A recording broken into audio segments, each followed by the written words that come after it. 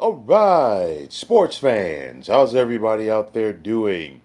William Martin coming at you one more time here on YouTube with another edition of the 300 Pounds of Sports Knowledge Podcast. Now, since coming to Oxford in 2020, all head coach Lane Kiffin has done is to provide Ole Miss with a winning culture. The Rebels have won at least 10 games in 3 out of the last 4 years, and in doing so, Kiffin has joined John Vaught as the only head coaches in program history to have multiple 10 win seasons. And Kiffin is looking for his fourth 10-win season, and he's off to a very strong start as the Rebels are 5-0 so far in 2025. And following today's 24-19 win over LSU, not only are the Rebels 5-0, they're also 3-0 in the SEC. And when they wake up tomorrow, because heading into today's game, they were 13th in the nation, and of course LSU was fourth. You can expect, and honestly, at this point, it's a guarantee. I do believe that Ole Miss is going to be ranked in the top 10. Now, so much for the Rebels taking a step back following the graduation of quarterback Jackson Dart, who himself is set to make his first start in the NFL tomorrow for the New York Giants. But nonetheless, Kiffin at quarterback began this season with Austin Simmons as his guy, but it's now the Trinidad Chambliss show for Ole Miss. And today against Louisiana State, Chambliss of 23 of 39 passing for 314 yards with a touchdown and a pick, while he also had 71 yards on the ground. And after going 10-3 last year and barely missing out on the college football playoff, Ole Miss is looking like they're once again ready to make a run at that coveted field of 12. Now, Kiffin had his team ready to play today at home against LSU. We saw LSU get that early touchdown to go up 7-0, but Ole Miss kept them out of the end zone until about late in the fourth quarter. And honestly, they shut them out in the second quarter. They held them to a pair of field goals in the third quarter. And credit to this Ole Miss defense today, because you look at it, they limited LSU to just 254 yards of total offense today. They basically almost doubled them up. You look at the ground game from Mississippi and what they were able to do, 166 yards on the ground. Of course, 87 of those coming from Keywan Lacey. And they ran the ball. They were effective. They were efficient. They were able to overcome a couple of turnovers this afternoon. And on top of that, they were able to overcome a slew of penalties. The Rebels had 14 accepted penalties against them for a buck 09. Usually against a top 10 team, that is not going to work. But Ole Miss, to their credit, they found a way to go out there and get it done. And also, in the second half, each and every time that LSU mounted a comeback, Ole Miss had a response. And of course, late in that game today, fourth down situation, some people were thinking, hey, maybe Lane Kiffin attempts the long field goal to make it an 8-point score. You know what? Lane Kiffin I'm not even going to call him a riverboat gambler at this point. Bottom line is he's got ice water in his veins. He believed in his offense.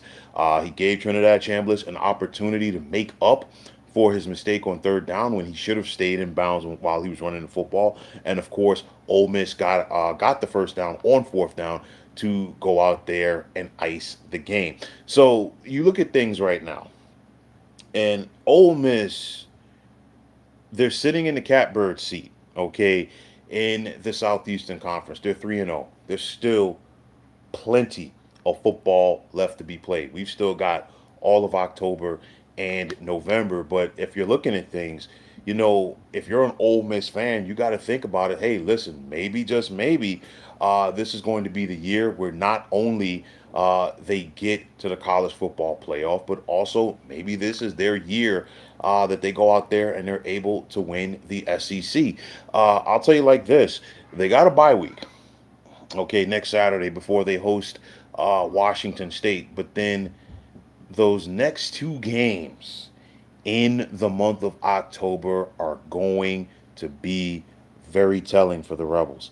On the 18th of October, they travel to Athens to take on Georgia. And then the following Saturday, they travel to Norman to take on Oklahoma.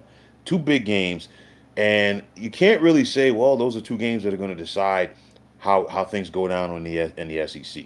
The reason why I say this is because this league is so deep, and it seems like every single week we've got two top 10 or two top 15 teams facing off. But nonetheless, those two contests are going to go a long way. I truly do believe in who gets to Atlanta for the conference championship game.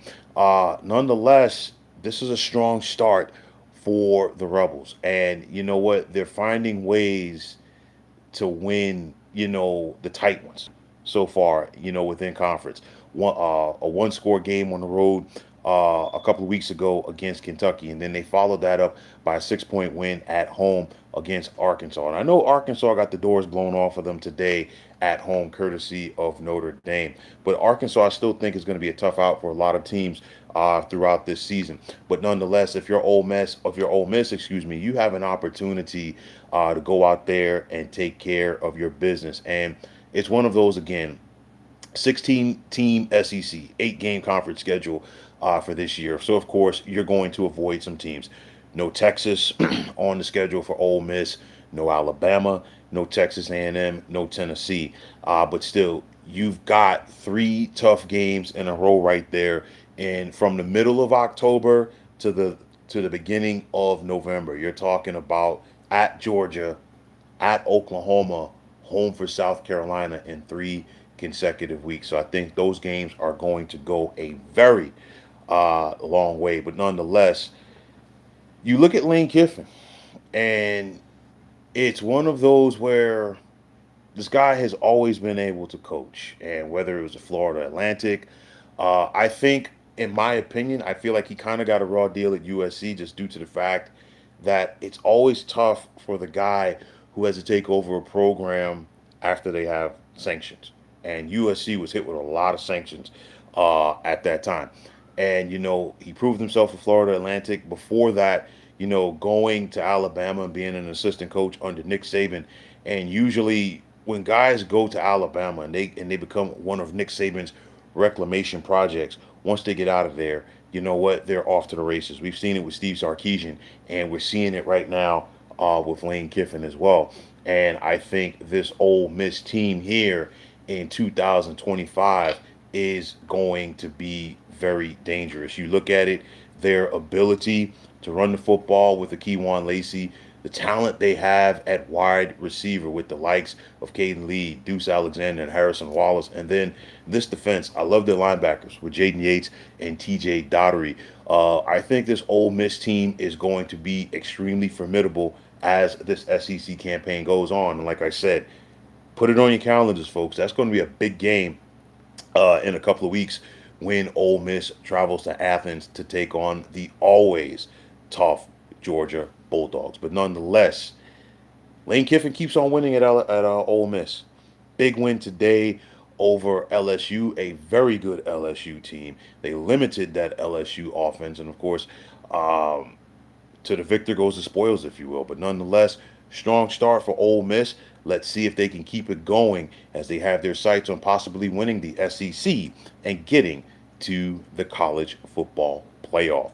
But folks, that is going to wrap it up. And as always, I want to take this time out to thank each and every one of you for checking out the 300 Pounds of Sports Knowledge podcast here on YouTube. And as always, if you like what you heard and saw in this podcast, you know what to do. Please hit that like button as well as subscribing to this channel. And in regards to the subscriptions, folks, we're almost there as we are zeroing in on 1,000 subscribers.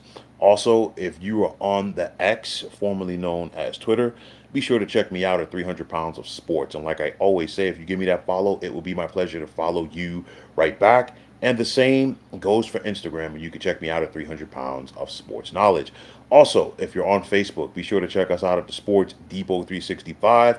And as far as I'm concerned, one of the better sports debating sites going on social media. But until next time, fine folks, My name is William Martin. I am signing off, and I'm saying thanks once again for checking out the 300 Pounds of Sports Knowledge podcast here on YouTube. Be well, everybody.